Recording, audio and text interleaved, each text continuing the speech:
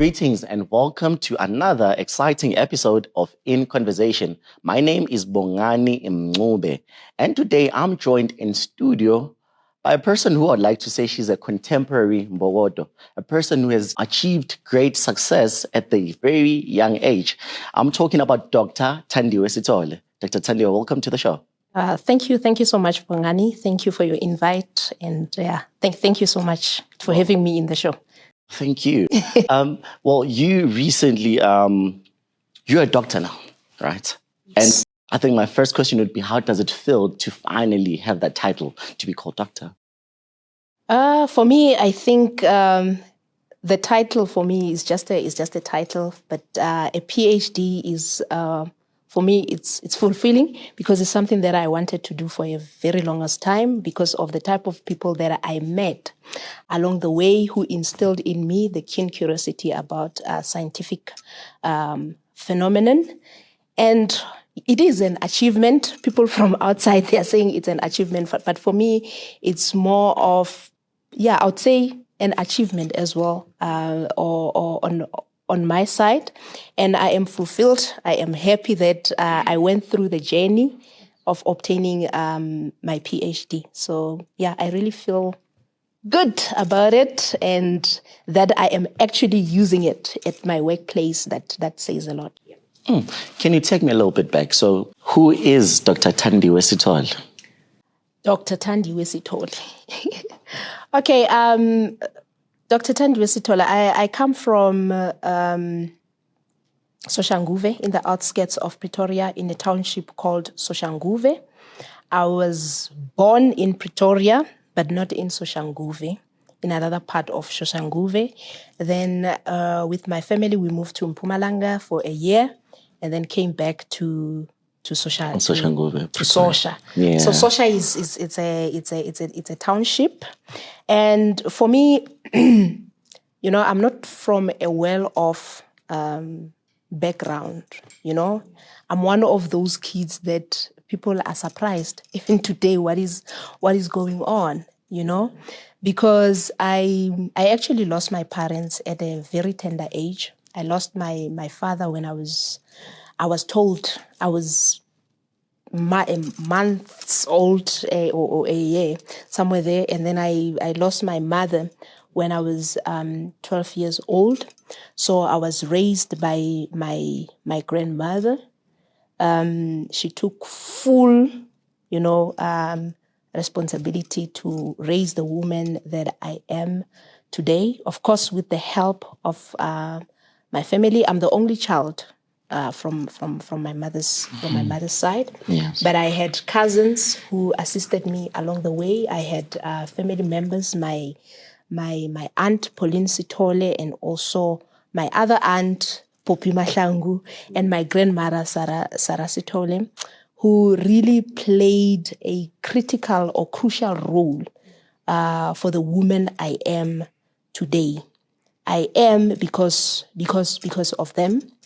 And we at home, we really were, what do I mean when I say I'm not from a well-off background, right?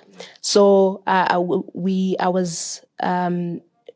grandmother relied on the foster care child grant, the SASSA grant for people who don't have parents, and also was selling, at home we had a, what do you call it? Sportsonyana, so I don't know what do you call it in English, where she was just selling 2 cases of beer and also a tavern setting. No, not a tavern. It wasn't even a tavern. Okay. No, you don't call it a tavern. It's sports. It's small. It's smolanyana, chila sinyana, and all that. Yes, we call it sports. So I don't know what is that in English, but it's not. I think it's not a. It's not a tavern. Tavern is big. It's big. Yeah, it's a sport. So we knew who's gonna come on this day, and so that's how small it was. As I've said, that we were dependent on the foster care grant, but my aunts will also give me some money so that I can I can have something to eat at home.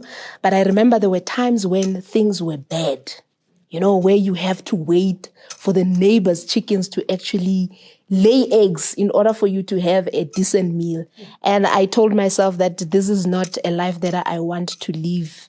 Something has to be done. But I think what built me is my mother's words that kept me going in life. My mother, before she transitioned to the other side, she said to me, my daughter, I think the only way out of this poverty, right? Get yourself education. And I kept those words with me wherever I was. I kept those words. I remember when I was doing my second year, right, in my studies, I failed drawing. And then I decided, maybe I need to go and get myself a job somewhere as a cashier and so forth, because things were really not okay. That's when I met Prof. Tele, who was really surprised that I was consistent. I was coming to class and so forth, but why did I fail? And he called me into to his office, and that's when I said to him that I don't blame anyone for failing, but I think for me it has to do that sometimes I get demotivated because of the situationship, the way things are at home. And from when we talk about destiny helpers, Prof. Kelly is one of them.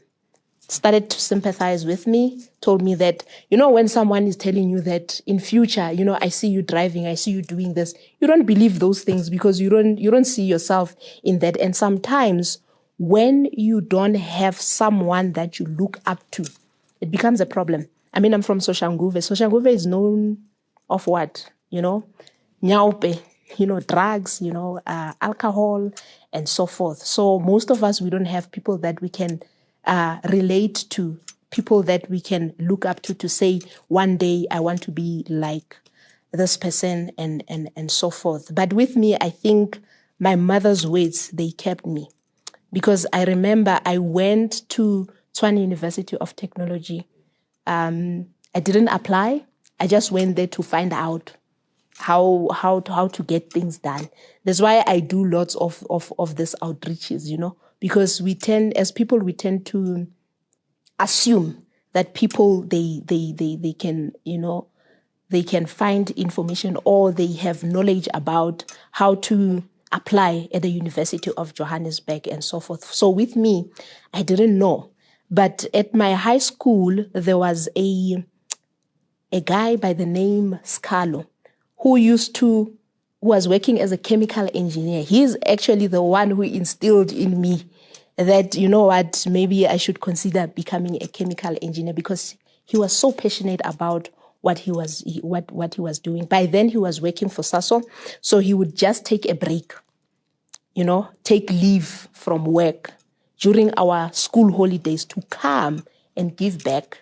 How? Teaching us maths and science, chemistry and physics. And we did very, very, very well. That's when I decided that I think I want to become a chemical engineer, because I was not really exposed to a lot of careers out there. I've never went to a career day where a person will tell me that you can become an accountant, you can become a chemical engineer, you can become a mechanical engineer or an actual scientist. So the person that I was close to at that time was Carlo, who was a chemical engineer. And that's when I decided that because of his passion about chemical engineering, I decided that, you know what, I'm going to do chemical engineering. I passed my matric well, went to the university, and I remember I didn't have any money with me. I just went there, to find out how things work, And when I got there, and then they asked me, during those times, there's a long queue, eh? It's not like now where you have online and everything. It was a long queue. I remember some lady came to me and asked me, what course do you want to do? I said, I want to do chemical engineering.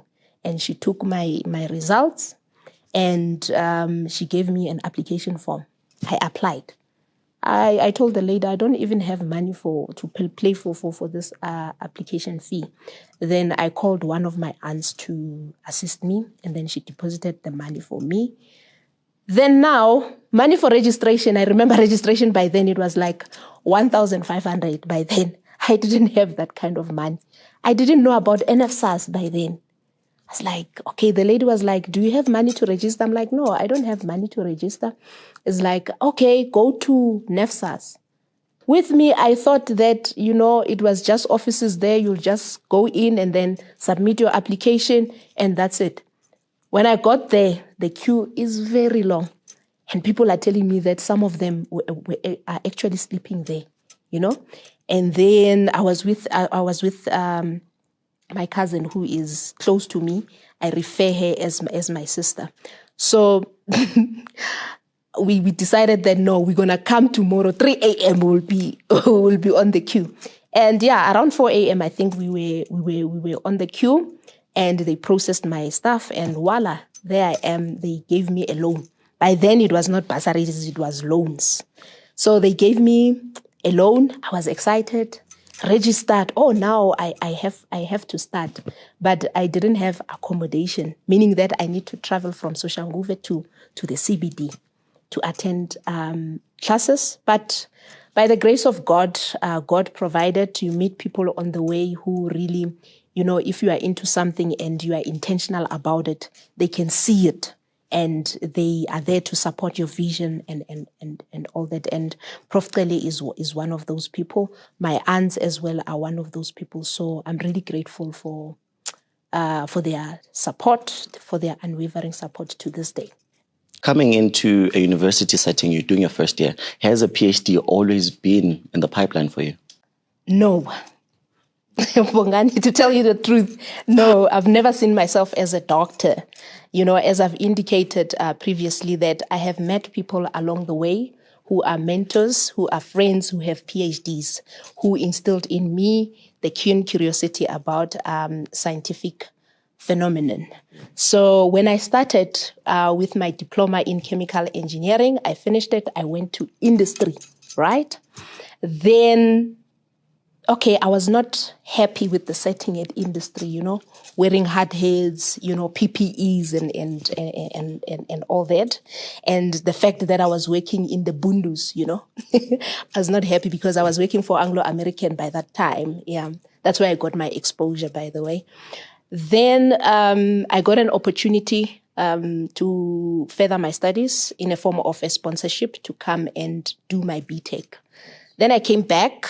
I left industry, I came back, I did my BTech, and there was one subject which I really fell in love with, that subject, which is the research project, right? So I was given a research project, the topic was on wastewater treatment, and I fell in love with the project to such an extent that every day I would read an article about wastewater treatment, and then I fell in love. That's where the love of research began. Then, okay, I passed it with a distinction, of course, because it was one of the subjects which was close to me. The reason for that was that I was born and bred in the outskirts of Soshanguve, right? Of which there's a lot of water pollution, So when I was given this project, it was really close to my heart, and I really put much work in it so that it can work.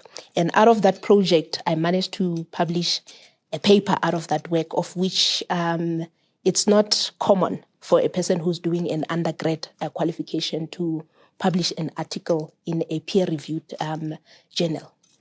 Then once I finished with that, I actually did I was presented with an opportunity to further my studies, to do my master's, and my master's was on wastewater treatment, of which it was a building research based on the project that I was given for my undergrad.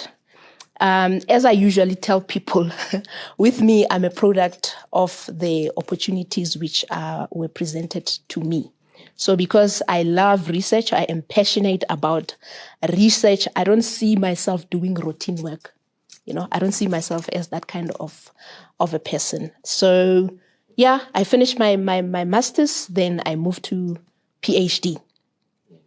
The reason why I did my PhD was because I was presented with an opportunity where I got the NRF scholarship to pursue PhD.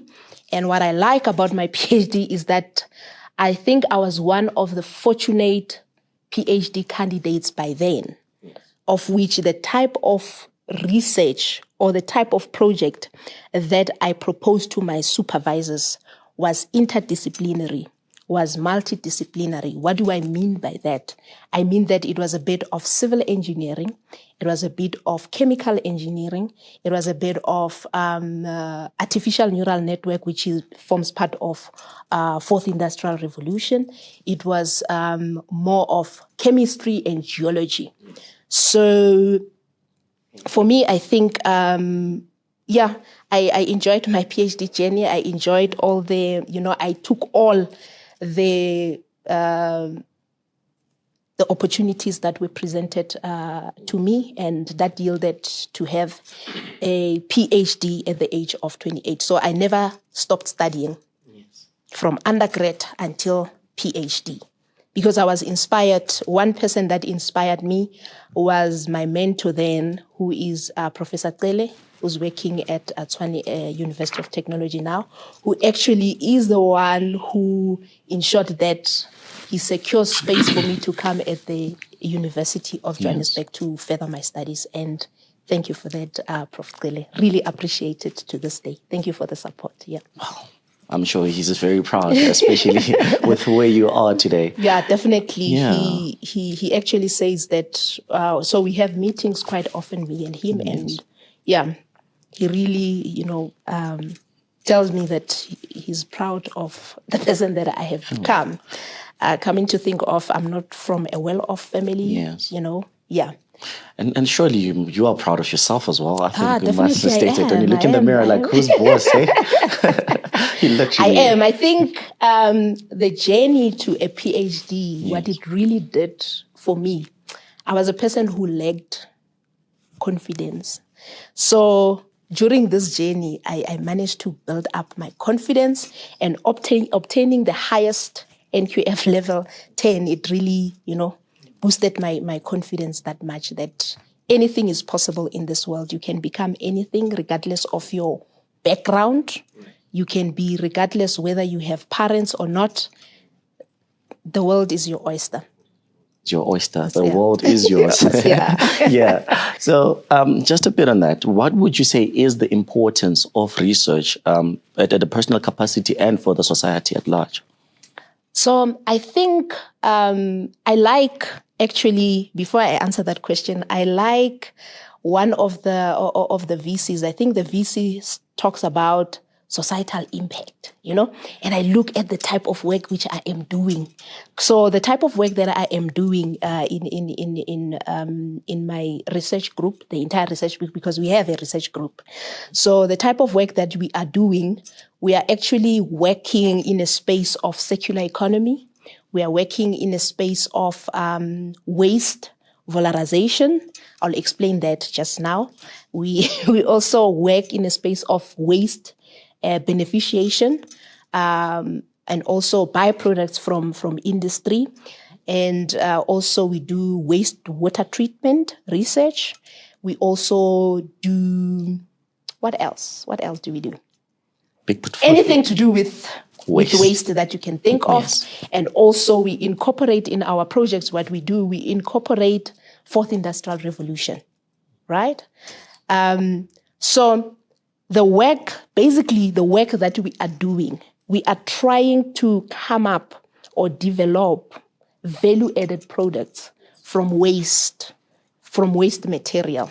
And I think 2 years ago, we came up with an IP, right, which is a prototype, right, of which in that IP we came up with an invention of coming up with different building and construction material that are made out of plastic waste and also the waste that is generated by different industries. So the type of waste that we are dealing with, you have fly ash, you have different types of slags, you have our waste foundry sand, of which most of the foundries in South Africa, they don't even know what to do with their waste. So what we are trying to come up with value-added product from this waste. Right? So with this IP that we came up with, so what we want to do, we would like to commercialize it, because in order for us to do research that has societal impact, the only way we can address the issues that the society or the challenges that societies are facing is through, in my research, it is through when we can commercialize this IPs or the research that we're doing, or the invention that we come up with. So what we have developed, as I said, we have developed different building and construction material, such as your roof tiles, such as your pavement blocks, such as your building bricks, right, out of this waste. So the idea, what we want to do, we want to enter the space of low-cost housing, because you know that housing in South Africa, it is a challenge. So with this low-cost materials that we have produced, the building and construction materials that we have produced, we can actually commercialize, because we have proven that this technology can work, you know. So yeah, we are actually looking for funding to commercialize that. So that's where we are. So when we talk about societal impact, that's what we do. And also reflecting back, looking at my PhD project, it was more of a community-based project, right? So in South Africa, we are dealing with the issue of wastewater. Yes. One of the wastewater that we have is a typical stream that is called acid mine drainage. So this is water that is generated by the mines. There is mines in Joburg that were shut down, that were closed, yes, right? So there is water underground. That water is contaminated with heavy metals and it's acidic, right? And I remember I read an article about Soweto, that they have a challenge. They don't know where this water is coming from. It's coming from underground, of which one of the membranes that we have developed can really address their issues. It's an ongoing project, obviously, so we hope that it's one of the technologies that we can take out there to assist our community. And also the research that we are doing, when you look at it, it talks to the sustainable development goals. You cannot talk about societal impact without mentioning the sustainable development goals. So I look at the type of work which I am doing on circular economy, because most of the industries out there, because I believe that as researchers, right, we need to work hand in hand with industry. Industry has a lot of challenges, many challenges in industry. And us as researchers, us as academics, we have solutions, but the solutions that we are having are actually archived in libraries. You know, you just get a publication and then that's so we just want to change that. We want to change the narrative so that we can work hand in hand and see how we can assist each other. Oh. Yeah. Oh, interesting. Sorry, I even forgot the question. No. I'm feeling passion in what you're saying. Yeah. Because everything is intertwined, and the societal impact, you did answer my question in all great text and even went beyond, because I got more clarity and the much work that society is actually benefiting from such research that you guys are doing. Exactly. So take me to the actual dissertation that made you win the NRF Research Excellence Award for early career researchers in engineering. Yeah. Just Bongani, just to correct you there, it's not a dissertation that made me won the award, but the research itself which I'm doing. My bad. Take me through. So, as I've explained, Yes. that the research which I am doing, it speaks more about societal impact, sustainable development goals. You talk about circular economy. Circular economy is a big topic in the world, and most of the companies, what they are trying to do now, they are trying to incorporate the circular economy. But the question is how? So that is just the space that we are operating in. To say, industry, we have solutions. We can assist you on how you can make your processes to be circular. Because one of the objectives in my research group, which is waste valorization, circular economy, wastewater treatment, is to come up with a zero discharge model to offset societal needs in the sustainable construction sector. So that is one of the objectives. So what made me win the award, I think, is the type of research which I am doing. Your first question, I spoke about. What did I speak about? Okay, I spoke about the multidisciplinary and interdisciplinary research. I believe that these are the two key factors, and also collaboration, that made me to win. To be an emerging researcher, right? Because I believe that in order for us to really operate on a global scale, it's through unity, and also it's through collaboration. It's when a chemical engineer like myself can work with an accountant, can work with an actuarial scientist to come together. That's when wonderful things can happen. First of all, I think, wonderful things can happen through that. And also, if we really want to foster creativity and innovation, we ought to collaborate. I'm collaborating within the University of Johannesburg. I'm collaborating with civil engineering. I'm collaborating with chemistry. I'm collaborating with, metallurgy department. So more will come, because that's where I believe that if we really want to foster creativity and innovation, we ought to work together. Yeah. Yes. Interesting, because literally it's teamwork makes dream work. And if you have experts from various industries, therefore you have greater knowledge and you can have many implementation. And I think my research also speaks to the National Development Plan in terms of housing as well. Also, it speaks about cleaner and healthier environment, which has to do with environmental sustainability. So the type of research which I am doing, it's more of how do I put this? It's more practical. It's practical research of which you can apply it anywhere in different disciplines. Yes.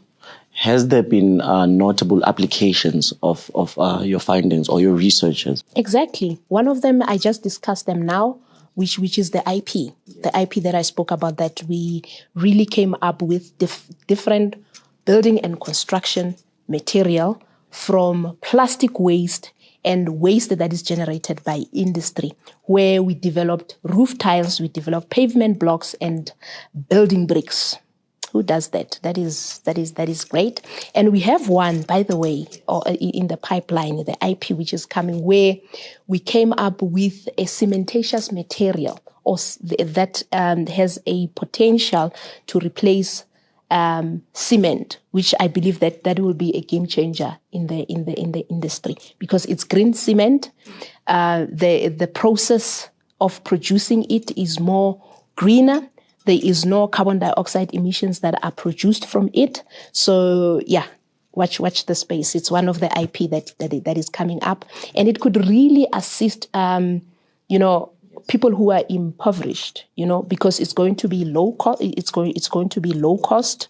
So it's one of the projects that we invested so much time to come up with.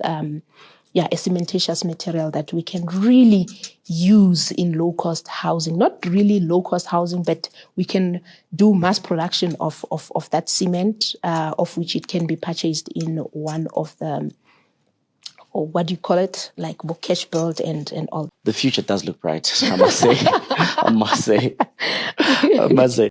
So, yes. As a researcher and above the projects that you have mentioned thus far, what are your future plans and goals in terms of research and contribution in your field and society at large as well, still in line with what you were saying? I think I will continue doing more research because that's what I am passionate about. Do more research. Obviously, now publication has become organic, but I want to get into a space of publishing books. I haven't published a book, so that would be really an achievement for me to publish books. And also, as I've indicated, that we want to be in a space of commercializing. We cannot afford to do research and prove that this is not working, but it's not out there because we have issues of unemployed graduates, right? How do we then assist the government as an institution to address such issues?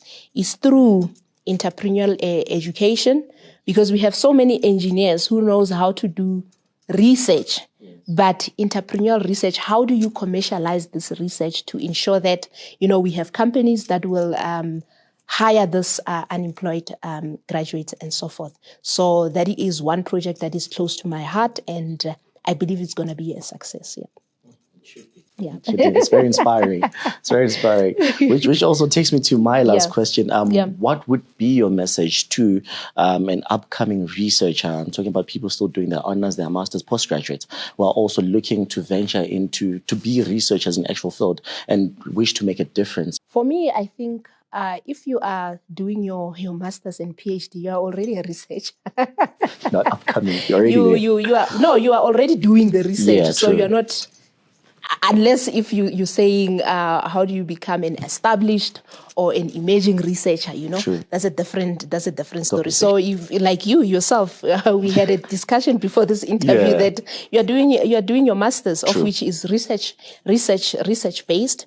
I think as I shared my advice with you, that I think you need to take time to understand, the research that you are doing, the field that you are in, because there will come a time in your life, especially after PhD, there will come a time when you need to cut the umbilical cord between you and your supervisor, and you do your own research. So you really need to take time, immerse yourself in research, and make sure that you understand what you are doing, so that post PhD you won't have problems to come up with innovative projects that can assist the world, which are aligned to sustainable development goals, which are aligned to societal impact as well. So keep going. Those who are doing their masters and PhD, I know that the road is not easy, but keep on going. I remember there was a time when I was doing my PhD. Everything was not working out. And I remember I went to my colleague, a very close colleague of mine, and I said, I don't think this thing is for me. It was really tough. And, she said something really, even today, I'm amazed. He said, Thandiwe, congratulations, you have actually started your PhD. Wow. I've actually started your PhD now, So we all go through those challenges. But what will make you stand is you don't need to give up. You don't need to give in to say this is difficult and all that. You will overcome. Well, personally, I've drank from a well of knowledge. You've rejuvenated my aspirations. Well, thank you so much for this conversation. Really appreciate it. Well, I have to also give you the platform. Is there anything you wish to add to this conversation? Yes, definitely. I'll take advantage of this media I'm available. People are out there, researchers out there, I am available for collaboration, and you can reach out to me. My email address is nastasias@uj.ac.za. Any sort of collaboration, whether it's commercialization, waste valorization, circular economy, I'm available with that. So thank you. Please don't hesitate to reach out to me if you want to collaborate, because as I've indicated, that is through collaboration that wonderful things can happen, and we can foster creativity and innovation through collaboration. Thank you. Fantastic. I'm sure your emails are going to be buzzing to this. Well, and thank you so much for having me in the show. Much appreciated. There you have it, ladies and gentlemen. This was our conversation with Dr. Thandiwe. Thank you so much for tuning in. Catch you on the next episode. The University of Johannesburg, the future reimagined.